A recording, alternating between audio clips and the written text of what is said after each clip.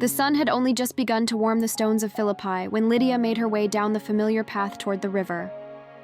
She walked with purpose, every step steady, every breath filled with anticipation.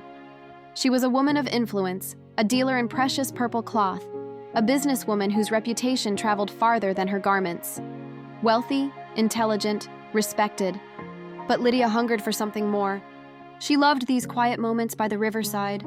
Here, away from the noise of the marketplace and the weight of responsibility, she gathered with a handful of others, Jews and Gentile God-fearers, to pray.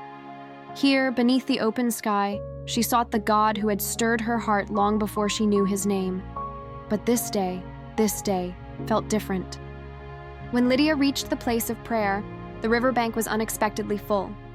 Several strangers stood among the familiar faces, and one of them, a man she had never seen, spoke with a calm, compelling authority.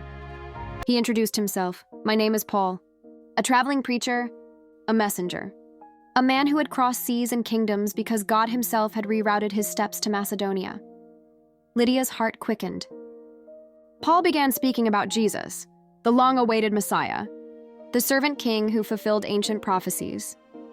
He spoke of a God who did not shut doors but opened them wide, who welcomed Jew and Gentile, male and female, rich and poor, everyone who would receive him. His words didn't simply fall on Lydia's ears. They pierced straight into the deepest part of her soul. Her breathing slowed. Her thoughts stilled. It felt as if heaven itself leaned in. And if this Jesus is who he claims to be, Paul continued, everything changes. In that moment, something supernatural happened, something no human persuasion could produce. The Lord opened Lydia's heart. It wasn't emotion, not pressure, not curiosity.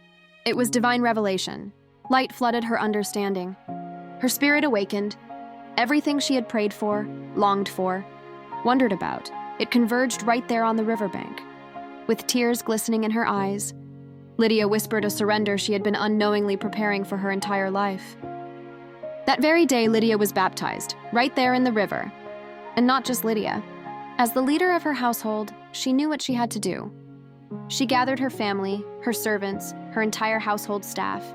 She told them what she had heard, what she had seen, what she had felt deep in her spirit. And one by one, their hearts opened too. The river that once washed cloth now washed souls. But Lydia didn't stop at receiving the good news. She responded to it. She approached Paul and his companions, her voice bold and warm at the same time. "If you consider me a believer in the Lord, come and stay at my house." It wasn't a suggestion. It wasn't timid. It was the fierce generosity of a transformed heart. Her home became the first Christian household in all of Europe. Her table became a place of fellowship and strategy. Her hospitality became a launching pad for the gospel. The purple cloth merchant became a kingdom pillar. The businesswoman became a disciple. The host became a history maker. Lydia's story still speaks today. Lydia teaches us that God knows where to find you, right at your riverside moments. He opens hearts that are willing to listen. Your faith can impact your entire household. Your home, your gifts, your resources can advance the kingdom. Hospitality is not a small gesture. It's a divine strategy. She reminds us that you don't need a pulpit to preach. You don't need a title to lead.